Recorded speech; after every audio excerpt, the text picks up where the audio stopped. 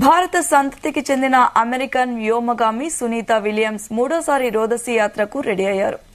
అయితే ఈ యాత్ర సడన్ గా ఆగిపోయింది. సాంకేతిక కారణాలతో యాత్ర ఆగినట్లు అమెరికా అంతరిక్ష పరిశోధన సంస్థ నాసా ఎక్స్ ద్వారా తెలిపింది. అయితే తిరిగి యాత్ర ఎప్పుడు ఉంటుందనే దానిపై నాసా క్లారిటీ ఇవ్వలేదు.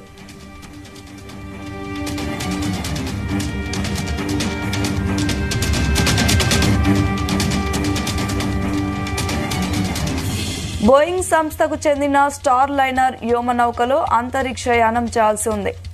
భారత కాలమానం ప్రకారం ఇవాళ ఉదయం 8:04 ఫ్లోరిడాలోని కేప్ కెనావెరాల్ నుంచి ఈ వ్యోమనౌక అట్లాస్ వి రాకెట్ ద్వారా నింగిలోకి దూసుకెళ్లాల్సి ఉంది. అయితే 90 నిమిషాల ముందర రాకెట్లో సమస్యతో నిలిచిపోయినట్లు తెలుస్తోంది.